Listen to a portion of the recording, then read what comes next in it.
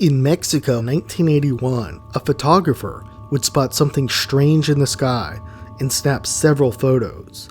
Little did he know, his life would change forever after that day. After the event, the man would spot the UFO later and eventually make contact with the beings. While his story surely sounds like science fiction, the UFO photos taken have been investigated thoroughly and have been deemed highly credible. In this episode, we will examine the strange alien abduction of Carlos Diaz, as well as the photos he took. In the early morning hours of January 1981, Carlos Diaz, a photographer, drove into Abduction National Forest, located just outside Tepoztlan, Mexico. Diaz pulled his car in a parking lot in the dark, and there waited for a journalist who he would be working with on the assignment. As Diaz waited in his humid car in the darkness, he suddenly spotted something strange up in the air. There was an orange bright light over the hill around 100 feet from his car. Diaz believed initially that it was a forest fire. However, as he looked closer, it clearly was not. Diaz grabbed his camera sitting next to him and snapped several photos of the strange orange light. At that point, the car started shaking and shut off. Diaz hopped out of the car and shot 2 more photos of the object. Next, a stunned Diaz watched as the craft sped off into the sky. While this story in of itself is fascinating, this is just the beginning of the Carlos Diaz story.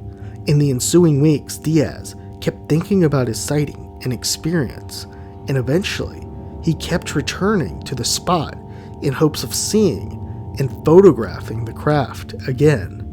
For weeks he tried, and then finally, on March 23rd, 1981, his luck would change. While hiking, he would spot the bright orange oval craft again. It was raining and foggy, so he didn't have a great view of it, so he decided to hike closer to the object to improve his vantage point. He eventually managed to get quite close and positioned himself just under the craft. It was around 100 feet above him, and Diaz decided to stay hidden behind some rocks. Diaz was able to make out more details on the craft at this point as well. It had semicircles all over it and a smooth ring around the center. While watching it, suddenly, someone grabbed his shoulder from behind. Diaz passed out, and strangely, when he woke up, his clothes were all dry, even though it had just been raining. He knew that something had happened to him, but he wasn't sure what. Diaz began walking to his car, and when he reached it, he would see a strange being. The being had white blonde hair, pale skin, and fit the description of a Nordic alien.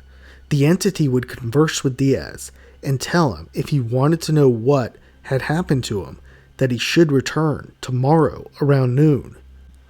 The next day, Diaz returned and saw the entity sitting on the grass. The being would speak to Diaz and tell him that he was the one who grabbed his shoulder. He had descended from the craft, down to the ground. It went on to say his memories of what had happened to him would return over time. As time progressed, Diaz's memories would come back.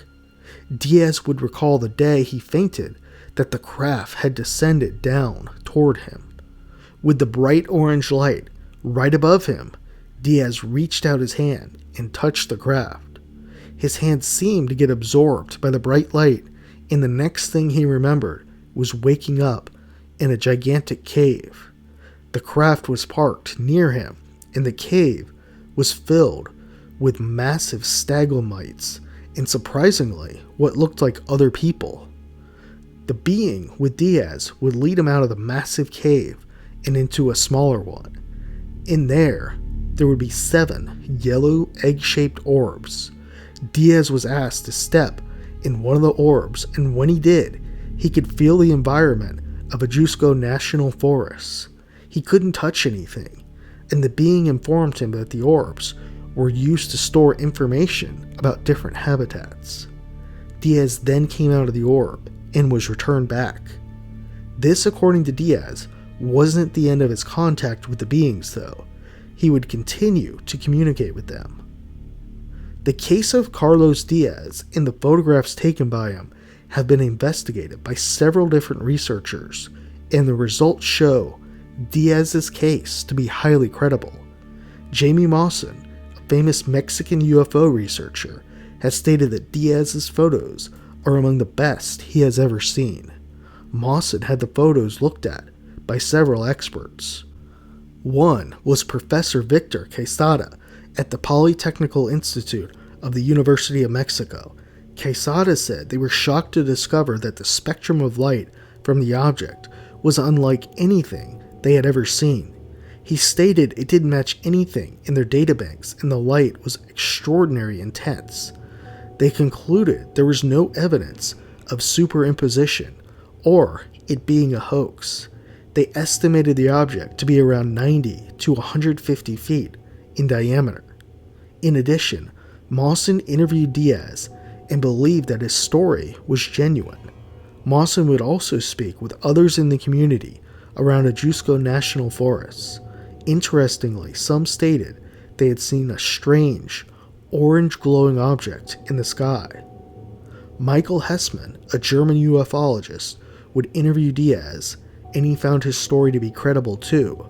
In his report, he noted that Diaz was in constant contact with the beings, and Diaz believed that they were living among us.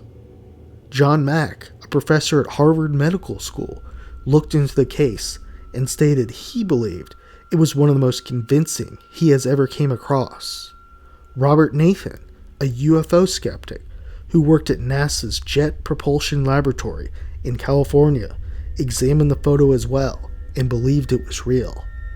This case is well known inside the UFO community, but not as well known outside it. With solid photographic evidence and even video evidence, this raises the question why.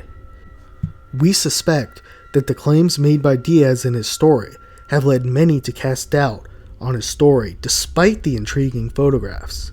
While this case has been extensively researched over the years, by all accounts Diaz continued his contact with the beings.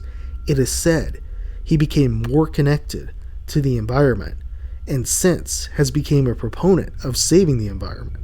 According to Diaz, humanity was on a path toward total destruction, and the entities believed it was almost certain to happen. Some skeptics claim that Diaz, being a photographer, manipulated the photos. He would have had the skill set to do so and create this orange oval object. However, according to the analysis done on the photos, in the first photo you can see the reflection of the windshield in the photo. Allegedly, there was also video evidence of the craft appearing in the sky. In sum, it doesn't seem possible that someone in the early 1980s would be able to fake evidence like this. Like other cases, Diaz appeared to be in contact with tall whites or Nordics. These beings have been reported in numerous alien encounters and abductions. Some believe these beings walk among us as well. Today, even if photos like this were taken, they would be quickly dismissed as deep fakes. This, in some ways, makes finding proof tougher than ever.